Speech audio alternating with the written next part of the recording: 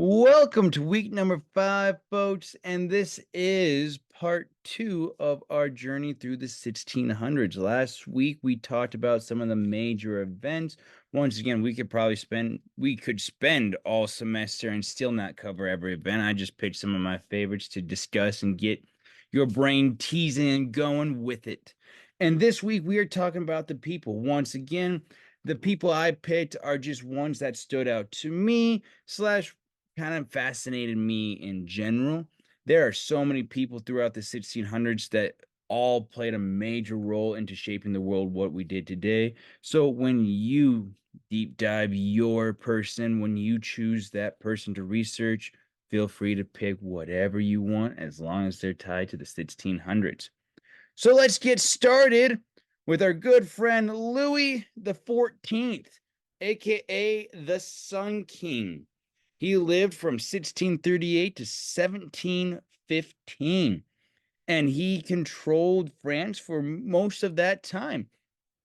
He expanded his kingdom when he was ruling France, meaning he took over a lot of the territory right next by. He made what would become France and have France grow bigger and bigger and bigger.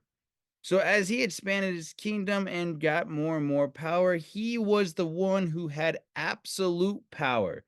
Now, when we think about the Louis, there were 16 of them that ruled France. Louis the 16th definitely, while he had absolute power, he had no power. That dude made a lot of mistakes and was beheaded for him. Louis the 14th, couple people ahead of him, was kind of the opposite. He had the absolute power and he used it very, very well. He was that person who had complete and utter control of his kingdom. He was not about to let anyone else play a role. So when I say he was a part of everything, I don't mean he just made the rules. I mean he was actually in the discussion, learning, growing, understanding. He heard people's pleas for help. He heard the nobles saying what they wanted, what they needed, and then he collected all those thoughts. He learned from his friends, his experts, and then he ruled upon it like that. That is where a monarchy or where a ruler really takes advantage of the situation and really does good because they don't just say, I want this, I want that. They look at the facts, they look at the details, they examine what's going on, and then rule in the best interest for the country. Now, don't get me wrong. He was king of France and he had a lot of power, a lot of money, a lot of material. So he did do things for himself, aka he built Versailles. Versailles is that beautiful building outside of Paris because he kind of wanted to get away from the city. He didn't want to be around all the people all the time. He wanted to be able to get away. And that's where he builds this huge and beautiful palace that kind of becomes the center of French government. That is where, once it's finished, where he rules, where he has meetings, where he has his discussions, it just kind of takes everything and moves it away. Some people are like, he's king, he can do it. We love it. Let's go. Other people are kind of like, whoa, why is he using our money that way? Why are we doing this? And so you can kind of see where his legacy, where his memory lies.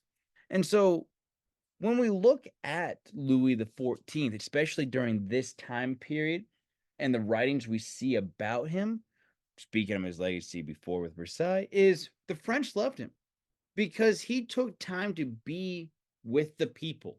He was a part of everything. That meant the poor people, the commoners, and the rich people. Now, don't get me wrong. Don't believe that he was buddy buddy with the people in the streets. There was that distance, and he made sure he wasn't rubbing elbows with him. But he still took that time to understand those people. He was the one who expanded French culture, French ideas of that time period. So the French really loved him, and French really promoted all of his good works, hence calling him the Sun King. The Sun French rose and set with him in that kind of sun type of analogy. While outsiders, non-French people are like, whoa, we don't really like this dude. We don't really care for his policies, his ideas. One, with the absolute power, we can kind of see some shifts in the early 1700s of the thought processes and the should there be a parliament or Congress? Should there be multiple people talking and making agreements? Or should there just be that one person? Because you saw monarchies having a lot of power in this time too. But also, that second bullet point, lots of war. This dude's invading other countries and he's winning. People do not like to be invaded, and people really do not like losing those invasions. So he was taking over areas and drawing them into his rule. With that absolute power, you might be, oh, he didn't welcome them with open arms. It was, you are now under my rule. You are now listening to my rules. This is what we're going to do. And he kind of ruled that way. So for those significant time period, he made French look pretty good. A little farther east in Russia, there's Peter the Great. From 1672 to 1725, he lived. His dad died when he was 4 years old, and he had multiple brothers, some step brothers, some half brothers, some true brothers. So there was that bit of a who's going to take over? Who's going to really become the next leader? Because it's always passed down through that father lineage, father to son type of thing. Sometimes it would go to the daughters, as we would see, but it was that true father to son thing in Russia. And for a while, he shared rule with another brother. The rulers and the nobles and the advisors thought that each one could control the young child easier. And so that's why they both got promoted and both got pushed to the throne. And then a split throne makes it easier for outsiders to kind of make their points known, because who really is in charge when there's multiple people in charge in a monarchy type of situation?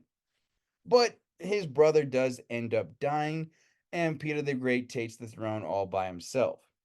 At this time, Russia is a little more old school than they want. They're not up to date, they're not ready to go. They are kind of being not shunned, but pushed to the background on things. So, what was his big idea, his goal for his reign? That was foreign policy. Like, what are other countries doing? What are they doing that Russia's not?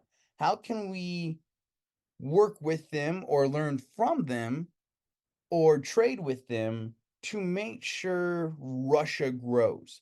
That was Peter's idea. And so he actually traveled to Europe and studied. He went through some of those Eastern European countries. He was with a big ambassador type of travel group that went, and he learned time and time again, like, oh, this is what this country's doing. Oh, look at the inventions over in that country. Here's what they are focusing on. And that brought new policies for Russia and really advanced them culturally, economically, technologically, in ways that they weren't before, because Russia is a huge land area. But they didn't really have the finesse of things. They didn't really have the strategy of things behind them. It was just that pure landmass, large, we're big, we're hard to take over. Winter is very harsh here. Bring it on. Now, with Peter the Great and learning from others, they had that finesse of, okay, let's work together. So now they have access to ports. Okay, let's work together. Now look at this. The army's growing not only just in size, but in actual wealth and technology. And then that leads to technology and advancements in other parts of life as well. And in the 1600s, good old science. The scientific revolution starts really taking off with some of these people, and sitting down, thinking, analyzing, describing things is starting to take place quite well as well. So Galileo and his advanced telescopes, he starts to study the skies. He starts to study the earth and the rotation patterns, and he starts looking at stars and planets and the sun. And he starts making some theories that the church did not like at all. You got to remember, during this time period, while there was different countries growing powerful and all that stuff. It all kind of gears back to the church time and time again. And saying all of a sudden that it's the earth that revolves around the sun and not everything revolving around the earth really freaked out those leaders. And he got in some serious trouble with the church. And then he had to kind of work around his words to make sure the church was happy and did not punish him like they kind of threatened to do. Another big person in science is kind of like the philosophy. So a different type of science, but still science. The philosopher Rene Descartes. He was analyzing morals, ethics, and who God was. So once again, people are starting to question some of the old religion things, and people are starting to analyze, well, what do they mean when they say this? What does the Bible mean when they say that? So he was looking at it in a different sense, and once again, the church kind of kept their eye on him. They're like, wait a second, let's make sure we do this the proper way, or they work together type of thing. So Renee did it in a way that still really analyzed, why are we here? What are we doing? And his famous quote is, I think, therefore I am. So it was kind of looking at not just who God was in the church sense, but it's like, what's the purpose of human beings on earth? And philosophers since the dawn of time back into ancient Greece with Socrates, Plato, Aristotle have asked that question and really analyzed what why do we do the things we do? What's the purpose of doing the things we do? How to live correctly? And so Renee kind of looked at like what are human beings and analyzing that sentence, I think, therefore I am, is just one of those where, okay, so what does having that ability to have brain functions mean?